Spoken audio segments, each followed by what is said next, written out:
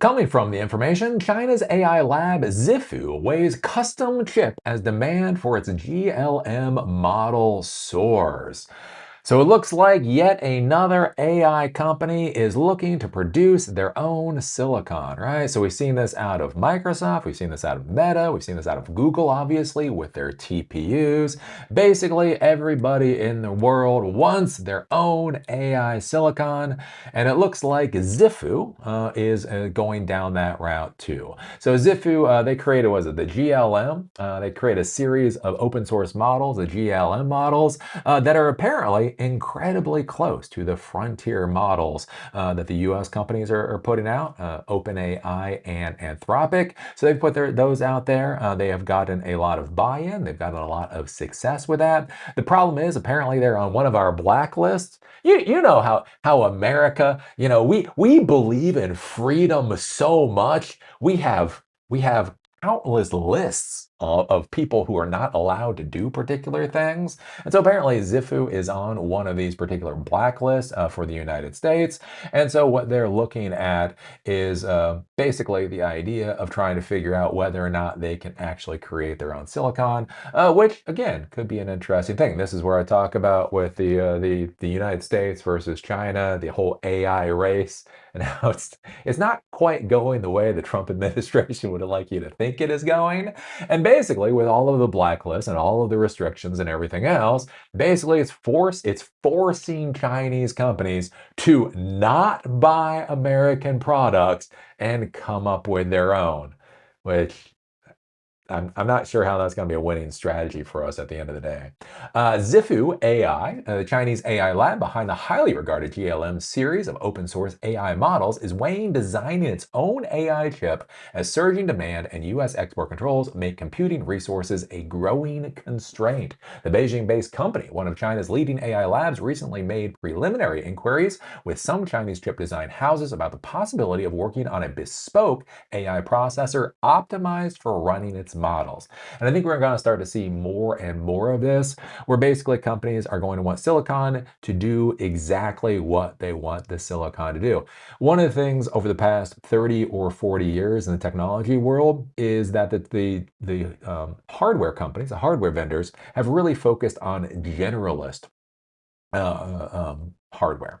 The idea of you have a CPU or you have a GPU and it can basically do whatever you want, right? If you buy a Windows computer, if you buy a Linux computer, it can be a desktop computer, it can be a digital surveillance system, it can be a telephone system, it can be an AI system. Basically, again, the nice part with a general type CPU or general type hardware is it can do anything that you want. The problem is that if it can do anything that you want it to do, most likely it's not going to be optimized for any one of those specific tasks.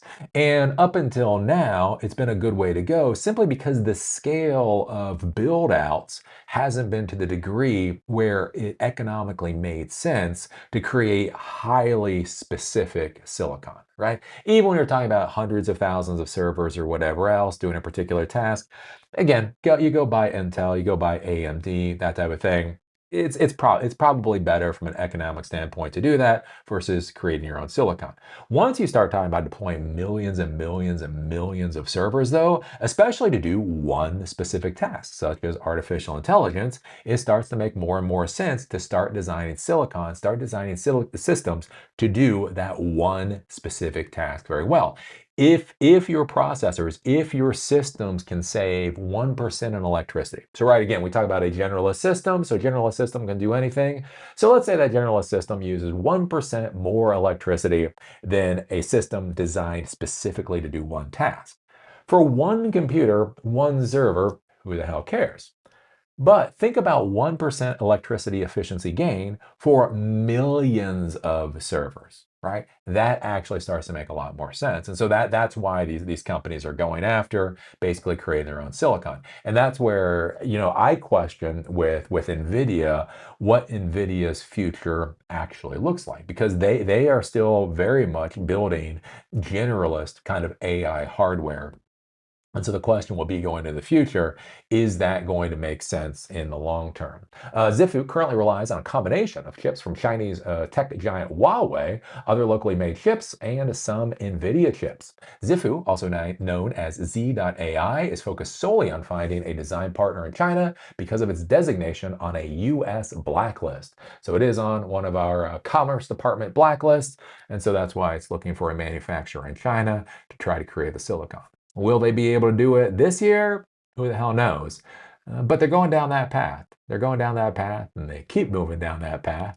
You moved it, as I've talked about many times before. If every day you wake up and you push your ball just slightly further down the field, at some point you're going to get a touchdown. Is it going to be tomorrow? Probably not, but it is going to be sometime, right? You look at what China's doing and how they keep just pushing their ball down the field. You look at what the United States is doing, which is basically screaming and bitching and moaning, going on Truth Social and in all capital letters talking about how other people be bad. And I just, who do you think is going to win it? Who do you think wins the race?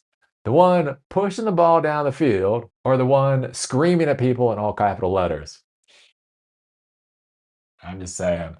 I'm just saying. So what do you think about this? What do you think about Zhipu looking at creating their own silicon? What do you think about, we hear about this a lot in the United States, right? Meta and Microsoft and Google and Amazon, everybody's creating their own silicon here in the United States.